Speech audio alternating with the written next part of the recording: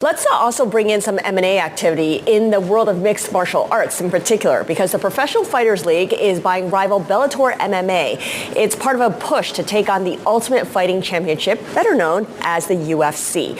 So for more on this deal, what lies ahead for PFL, we are joined now by Donn Davis. He is founder, chairman, and co-owner of Professional Fighters League PFL. Donn, so good to speak with you.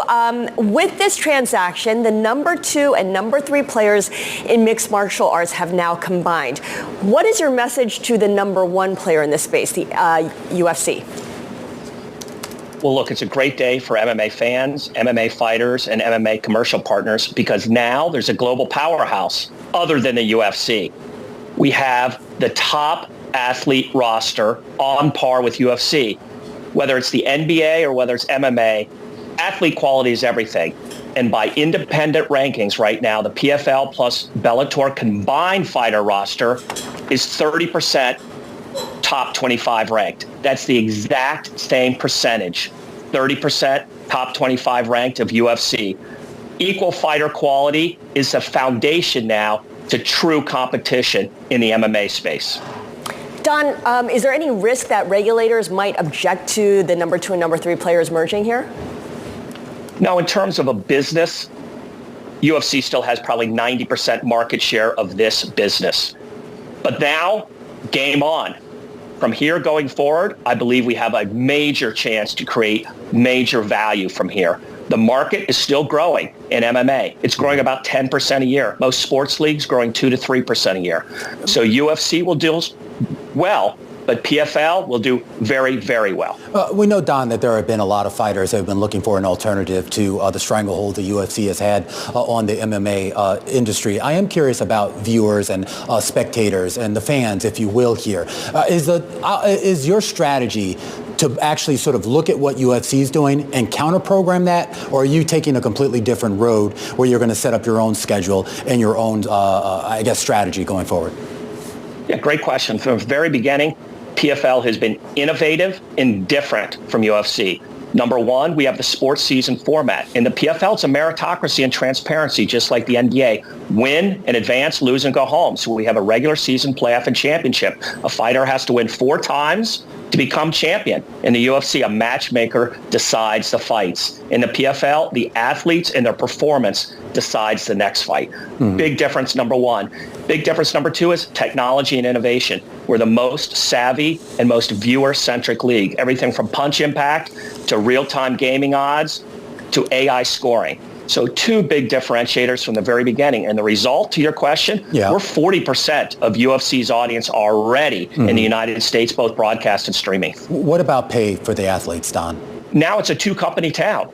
And as we all know in any industry, the worst place to be is a 1-company town.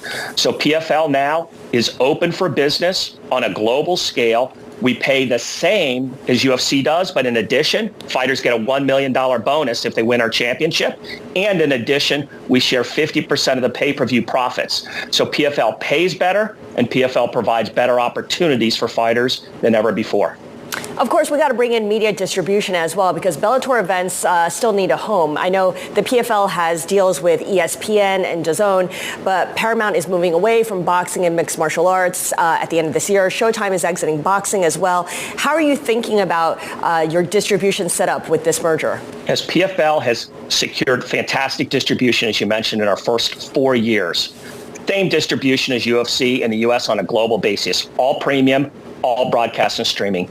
We will do the same for Bellator. Bellator has not had that quality of distribution. We will get that for them starting in 2024. What we are announcing is a brand new product for Bellator, reimagined and revitalized. The International Champions Series, 8 major events a year, all in the biggest cities of the world.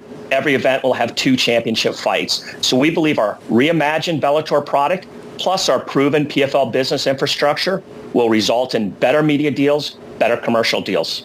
I am curious. I mean, there's been, as you know, from a fan perspective, this sort of holy grail, the idea that even if you two don't hook up, I'm talking about UFC, PFL, but the idea that there would be some sort of cross promotion or cross fights, I should say, between their fighters and their fighters, kind of setting up what a lot of people would envision as kind of almost like a Super Bowl of MMA. Do you envision that there is any appetite, I guess on your part, but for that matter, on the part of Dana White and the folks over at UFC for something like that ever? Well, to take the Francis Ngannou-John Jones fight, which would be the biggest fight in MMA in several years, PFL said, we'll do it. Francis Ngannou has said, we'll do it. And John Jones says he's interested in that.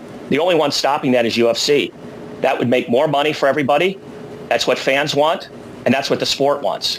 So PFL is not into dogma. We're the disruptive new guys. We want to just be fan-centric, fighter first. And we focus on those two things instead of, not invented here or we won't do that. We say yes.